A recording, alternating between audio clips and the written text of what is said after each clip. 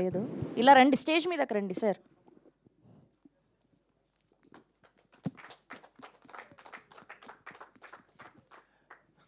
ప్రతివాడు సినిమా ఇండస్ట్రీలోకి వచ్చేసేవాడే, ప్రతివాడు హీరో అయిపోయేవాడే.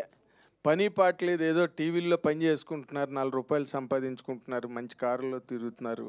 అక్కడ ఆడవకుండా మళ్ళీ సినిమా ఇండస్ట్రీకి వచ్చి పని లేని పాటు అనుకునే చాలామంది నా ముందు అన్నవాళ్ళు, అన్ని చోట్ల మాట్లాడిన వాళ్ళందరికీ కూడా ఈ సినిమా చాలా గట్టి సమాధానం చెప్పిందని చెప్పడానికి ఇదే ఒక అద్భుతమైన వేదిక. ఎందుకంటే ఈ సినిమాని ఒక కన్వెన్షనల్ మోడ్లో, అంటే సినిమాయే ఒక కన్వెన్షనల్ ఫార్మేట్.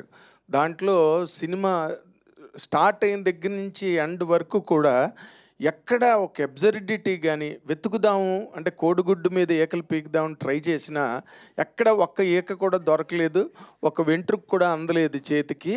అండ్ ఆ కన్వెన్షనల్ పెరాడైమ్ ఏదైతే ఉందో ప్రతి సీను కొత్తగా ఉంది, ప్రతి క్యారెక్టర్ కొత్తగా ఉంది, ప్రతి మలుపు కొత్తగా ఉంది, ప్రతి ముగింపు ఆ సీన్కి ఆ ఆర్క్ ఫినిషింగు ఎంత బాగా చేశారంటే Nitin, Bharat, I really appreciate you. ఎందుకంటే చాలా సీనియర్ డైరెక్టర్స్ లాగా మీరు దాన్ని ఎంత బాగా ఆర్టికులేట్ చేశారు ఆ కథని. ఎందుకంటే అది ఒక తెలియని ప్రాంతం, ఒక తెలియని ఇమోషను.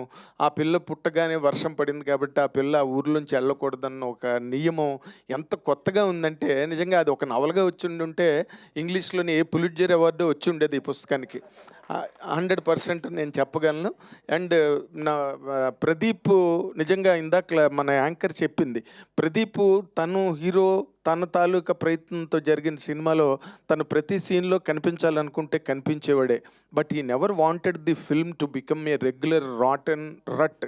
దాన్ని ఎంత ఫ్రెష్గా ప్రజెంట్ చేయాలనుకున్నాడో అంత గొప్పగాను ప్రజెంట్ చేశాడు. ఎక్కడ అంటే వాళ్ళు ఇందాకల నుంచి భార్య పిల్లలతోని సకుటుంబ సపరివార సమేతంగా ఇరుగు పొరుగులతోని ఇంటి వెనకాతల పక్కన ఉన్న వాళ్ళు అందరితోని సినిమాకి రమ్మని చెప్తున్నారే, అది 100% కరెక్ట్. ఎందుకంటే ఇంటికి వెళ్ళి కూడా మళ్ళీ రిపీటెడ్గా ఆ జోకులన్నీ చెప్పుకుని నేను నిన్న మాట్లాడుతూ ఎన్ని సీన్లు నేను గుర్తు చేసుకున్నానో ప్రదీప్తో.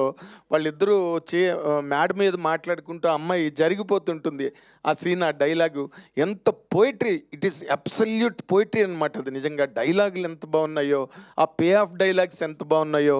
అండ్ ఇలాంటి కథకి గెటప్ సీన్ లాంటి ఒక ఎమినెంట్ యాక్టర్ అండ్ పక్కన బ్రహ్మాజీ గారు అండ్ సత్య. ఈ కన్వెన్షనల్ని ఎందుకన్నానంటే పాత సినిమాలన్నింటిలోని రామారావుకి, నాగేశ్వరరావుకి ఎంత పెద్ద క్యారెక్టర్ ఉండేదో రేలంగి గారికి కూడా అంతే పెద్ద క్యారెక్టర్ ఉండేది, సాంగ్స్ ఉండేవి. ఆ కన్వెన్షనల్ మోడాలిటీని కూడా ఎక్కడ మిస్ కాకుండా సినిమాని చేశారు. అండ్ జాతిరత్నాలు లాంటి ఒక ఎంటర్టైన్మెంట్ ఇది 100%. అది ఎంత పెద్ద హిట్ అయిందో మనకు తెలుసు. అలాంటి సినిమాకి మ్యూజిక్ ఇచ్చిన రతన్ మళ్ళీ దీనికి చేయడం అన్నది అండ్ షీర్ అన్ఎక్స్పెక్టెడ్ కోయిన్సిడెన్స్ 100%. అంత పెద్ద సినిమా అయింది. అండ్ ఈ అమ్మాయి ఎప్పుడు కనిపించినా ఏదో ఏటికొప్పాక లేకపోతే కొండపల్లి బొమ్మలా కనిపించేది, కానీ సినిమా స్క్రీన్ మీద చల్తీకే నామ్ గాడి వాటిలోని మధుబాల ఎలాగ ఉంటుందో అలా కనిపించింది. నిజంగా you are a bounty to the Telugu film industry today. వీళ్ళు అనవసరంగా ఫ్లైట్ టికెట్లు ఖర్చు పెట్టే అవసరం లే, బెంగళూరు వెళ్ళి బాంబే వెళ్ళి త్రివేంద్రం వెళ్ళి అవసరం లేదు, వాళ్ళని తీసుకొచ్చి ఇక్కడ హోటల్స్లో పెట్టాల్సిన అవసరం లేదు. You are a big bounty to the Telugu film industry and the whole team of talent. అంటే షీర్ టాలెంట్ అనమాట, మెరిట్ ఎంత హంబుల్గా ప్రజెంట్ చేశారో సినిమాని. రియల్లీ ఇలాంటి సినిమాల గురించి కూడా అంటే of course Mythri movie makers నిజంగా వాళ్ళు ఆ టైటిల్, ఆ బ్యానర్ ఎలా పెట్టుకున్నారో కానీ ఈ సినిమా ఇండస్ట్రీకి వాళ్ళు చేస్తున్న సర్వీస్ ఎట్ ప్రెజెంట్ టైమ్స్ నిజంగా hats off to them. Naveen గారు, రవి గారు అండ్ చెర్రీ గారు ఎంత వెల్కమింగ్గా ఇలాగ జెన్యూన్గా ఫిల్మ్ మేకర్స్ని ఎంకరేజ్ చేసి వాళ్ళకి థియేటర్స్ పెట్టి రిలీజ్ చేసి it's a great service they are doing. And these people are lucky enough to get their pat on the back.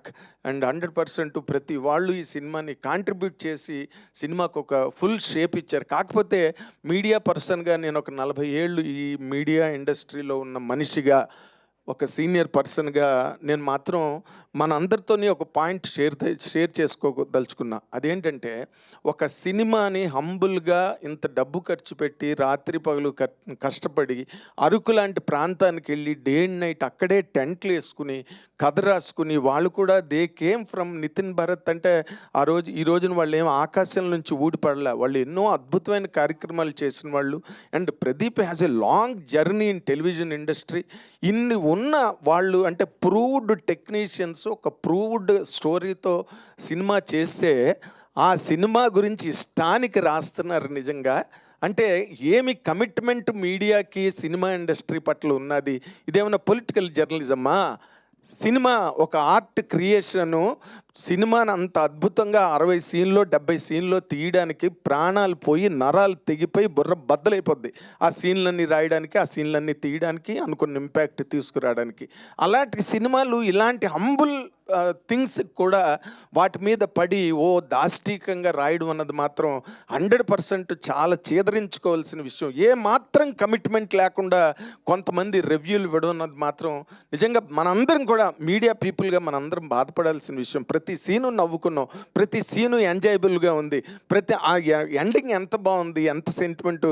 వాళ్ళు వచ్చి ఆ కళ్యాణ మండపం తగలబడిపోతున్నప్పుడు ఈ 60 మంది వచ్చి దాన్ని కాపాడి ఒక్కొక్క పర్సన్ని లోపల నుంచి బయటికి తీసుకొస్తుంటే ఇంత మెచ్యూరిటీ ఉండి ఇన్ని సినిమాలు చూసి ఇన్ని సినిమాలకి రివ్యూలు రాసిన నాలాంటి ఒక ప్రేక్షకుడికి కూడా కళ్ళనీళ్ళు వచ్చే అంత సెంటిమెంటల్ టచ్ ఇవ్వగలిగారు ఆ సినిమాలోని త్రూ కామెడియన్స్. అది కూడా they are not serious actors, వాళ్ళు అదేదో మెలోడ్రామా కాదు అది. అండ్ కమీడియన్స్ ద్వారా అంత మంచి కథ చెప్పగలిగిన వాళ్ళ గురించి కూడా అవ్వాకులు చెవ్వాకులు రాయడం అన్నది మాత్రం కమిట్మెంట్ లేని ఒక ఇర్రెస్పాన్సిబుల్ యాక్ట్గా మనం అందరం గుర్తించి వాటిని 100% మనం అలాంటి వాటిని ఎంటర్టైన్ చేయకూడదు, ఎంకరేజ్ చేయకూడదని మన మీడియా అందరితో నేను షేర్ చేసుకుంటున్నా. అండ్ వీళ్ళందరినీ పేరున ఎంతమంది ఈ టీంలో పనిచేశారో, ఎంత కమిట్మెంట్తో పనిచేశారో, ఇలాంటి సినిమాలు మీ నుంచి ఇంకా చాలా ఎక్కువ రావాలి. అండ్ చాలా సైంటిఫిక్గా ఎంతో అద్భుతంగా దాన్ని కమిటెడ్గా కథను తయారు చేసి ఎంత బాగా ప్రజెంట్ చేశారో. It's a sheer poetry on screen.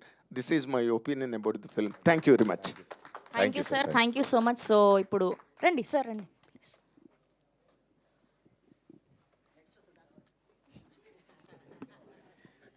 Hi అండి, నేను వెంకట్ ఎన్టీవీ అండి. నిజంగా నిన్న మీ చూస్తుంటే సినిమా చాలా వరకు అంటే ఎవరైనా సరే ఏదైనా ప్రాబ్లమ్స్ ఉన్నప్పుడు వచ్చి ఇలాంటి సినిమా చూస్తే మాత్రం ఆ ప్రాబ్లమ్స్ మొత్తం మర్చిపోయి హ్యాపీ ఫీల్ అవుతాం. ఫ్యామిలీతో చూడాల్సిన సినిమా ఇది. నేనైతే మీ డైరెక్టర్స్ని కోరుతుంది ఒకటే, పార్ట్ 2 అంటే తీయండి. ఆఫ్టర్ మ్యారేజ్ తర్వాత నిజంగా ఫుల్ ఎంటర్టైన్ అవుతాం అనేది పార్ట్ 2 తీస్తే మాత్రం.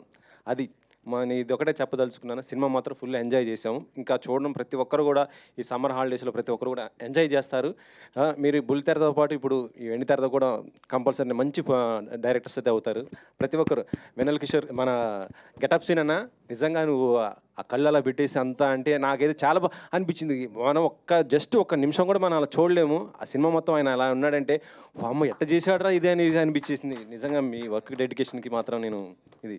సో నేను రిక్వెస్ట్ చేస్తున్నాను మిమ్మల్ని పార్ట్ 2 మాత్రం తీయండి sir. Okay, thank you Venkat గారు, thank you so much. Thank you to all the media. చాలాసేపు అయిపోయింది. Thank you so much. మీరందరూ ఇంత ఓపికగా వెయిట్ చేసి మొత్తం కవర్ చేసినందుకు ఇలానే ఎంకరేజ్ చేయండి. సో